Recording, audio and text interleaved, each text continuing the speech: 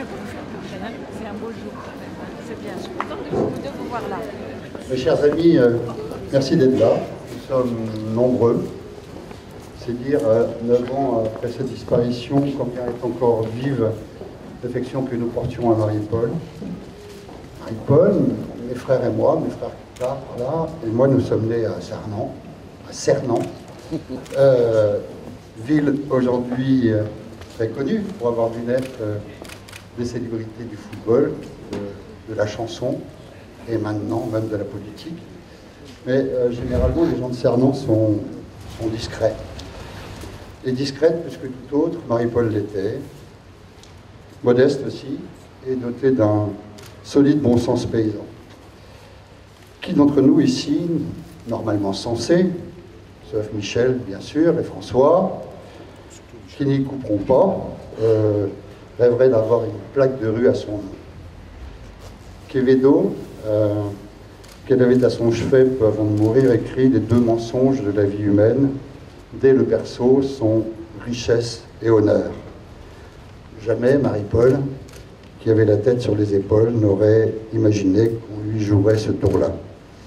Ma mère, mes frères et moi sommes absolument certains qu'elle aurait détesté cette idée. D'où elle est, si elle pouvait vous voir, sachez donc, cher Michel, cher François, qu'elle vous agonirait. Mais les morts n'ont pas voix au chapitre et il appartient aux vivants de les honorer. Et bien sûr, nous tous ici, vivants, sommes heureux de voir ce coin de rue nommé par vie Marie-Paul Kermarec.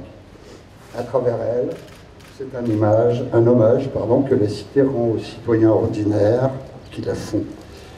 Nous tous en sommes heureux, et ma mère, plus encore peut-être, qui après avoir tant pleuré sa fille disparue, mourra sans doute bientôt, hein, emportant avec elle cette certitude que la mémoire de sa fille vivra, aussi longtemps du moins qu'il y aura ici cette bonne librairie que Marie-Paul a su animer.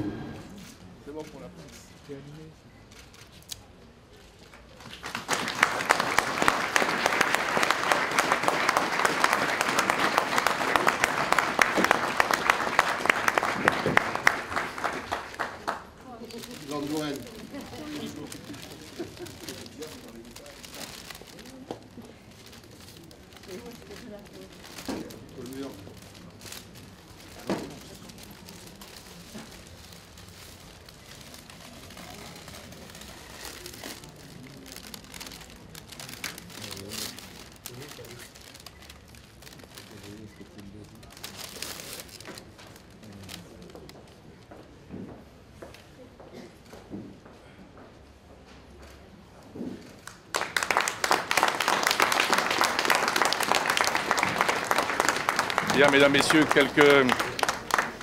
quelques minutes d'attention. Je vous rassure, nous ne serons pas longs. Je serai bref dans mon propos, Michel aussi, je crois, car Marie-Paul, qui n'était pas bavarde, ne l'aurait pas souhaité. Charles l'a dit tout à l'heure. J'ai connu Marie-Paul sur les bancs de la fac de droit. C'était au siècle dernier. Bancs de la fac de droit qu'elle n'a pas usé de manière inconsidérée. Elle avait déjà d'autres perspectives. Et Charles, nous nous sommes connus, non pas sur les bancs de l'université, mais sur les terrains de foot.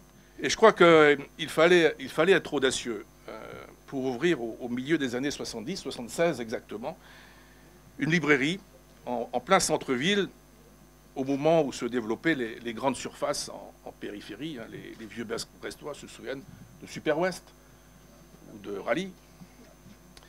Voilà, Paris gagnait au-delà des espérances, et je crois que ceci tient en premier lieu à la vision de Marie-Paul. Et je crois que c'est plus qu'une librairie, c'est un haut lieu culturel brestois.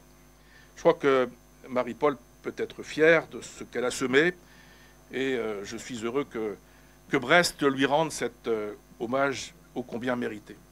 Et je remercie Michel Serres d'avoir été à l'origine, et oui, d'avoir été à l'origine de cette initiative. Ça a fait tilt tout de suite et on a enclenché la procédure.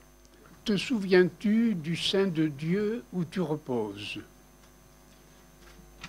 La famille Kermarec, vous le savez, est native de Saint-Renan. Aussi bien, je cite pour commencer des paroles non pas du saint, dont j'ignore tout, mais du grand, de l'immense Renan, Ernest de son prénom, parfait breton aussi bien que vous tous, et dont le malheur de la vie fut de perdre sa sœur d'une maladie qu'ils contractèrent ensemble, dont lui se tira, mais dont elle mourut. Ils avaient entrepris ensemble un voyage au Moyen-Orient pour documenter l'un de ses livres sur les langues sémitiques. Et tout le monde connaît l'athéisme de Renan, et pourtant, au moment d'ouvrir le plus beau de ses livres, il appelle avec ferveur, en lui dédicaçant cet ouvrage, cette sœur qu'il aimait, et demande à l'opposite de son athéisme qu'elle se souvienne du sein de Dieu où elle repose, qu'elle veuille bien se souvenir des moments bénis où ils travaillaient ensemble. Marie-Paul, du sein de Dieu où tu reposes, souviens-toi de ta maman. Souviens-toi de ton frère Charles, de Catherine et de Roderick. Souviens-toi de Dialogue, qui est devenu, grâce à toi, la plus belle librairie de France. Souviens-toi de ses collaborateurs, de ceux qui travaillent tous les jours pour faire vivre cette belle librairie et l'améliorer constamment. Souviens-toi aussi un peu des écrivains qui, ici même, prirent la parole. Et je me souviens moi-même du poste qu'elle avait l'habitude de tenir, ici un peu au-dessus du bar, et à partir duquel elle nous regardait, ou elle me regardait, d'un œil critique et bienveillant, m'évertuait devant son propre public.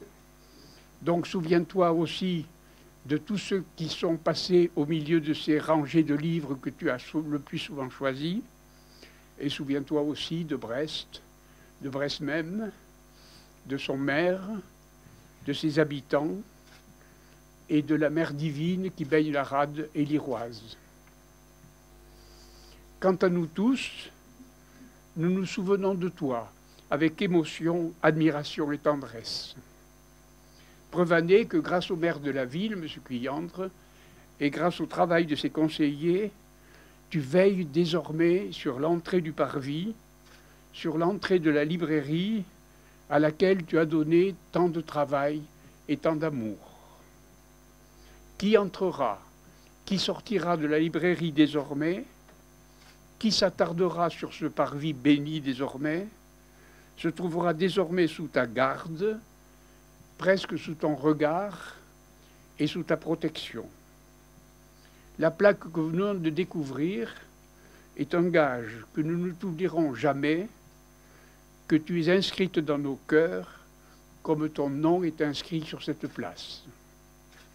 Nous nous souvenons de toi, souviens-toi de nous, du sein de Dieu où tu reposes.